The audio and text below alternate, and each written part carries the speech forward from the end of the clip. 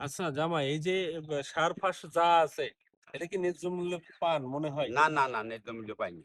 আচ্ছা, কারণ হচ্ছে ডিলারের কাছে একদম আর খুচরো কিনতে গেলেই পারে ওরা অতিরিক্ত ৪-৫ টা ৬ টা কেজিতে বেশি নিয়ে নিবে। আচ্ছা, এইখানে দেখার কেউ নাই। না কেউ দেখার নাই। সরকারও দেখে না বা দেশের প্রধানরাও দেখে না আর নেতারাও চেয়ারম্যান দেখেন। মেম্বারও নেতারাও দেখে না। আচ্ছা, তার মানে আসলেই কষ্টের ব্যাপার। কষ্টের কারণ ব্যাপার। এই যারা মাঠে আমরা কাজ-কাম করতেছি, কাজ-কাম করার সুবিধার্থে এরা বাধ্য হয়ে সার কিনা লাগতো। জমি তো আর ফেলা রাখা যাচ্ছে না, না। না, না, জমি ফেলা রাখা যাচ্ছে না। এখন এই কৃষকরা সারা জীবনই অবহেলায়। অবহেলায়। কারণ ছোটবেলায় আমরা যা মুক্তিযোদ্ধার বই-টই পড়লাম, কোন বইতে তো আপনারা নাম দেখি না।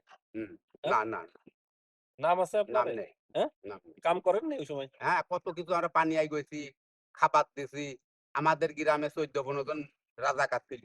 এরা যদি রাজাকার না থাকতো আমার গ্রাম বাঁচত না। আচ্ছা, তার মানে আর কাম করে। দর্শকবৃন্দ, এরা আসলে দেখেন কষ্টের ব্যাপার যে হুম, তারা নিজেরা দেশকে গ্রামকে বাঁচানোর জন্য রাজাকার সাজছে। কারণ যাতে এই গ্রামে তছরূপ না হয়। হুম, তো এই কৃষকের দাম কোথায়? কৃষকের কোনো দাম নাই। বরং কথায়, কথায় আমরাও যখন ভার্সিটিতে পড়ছি তখন আমাদের চাষা বলা খ্যাত বলতো। হুম। ঢাকায় পা ফাটা বলে, পা পা ফাটা। ফাটা।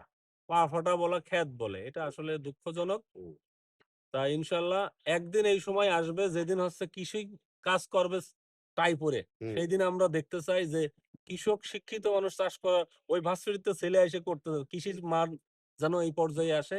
ইনশাআল্লাহ কৃষি আসবে। হুম। ঠিক আছে।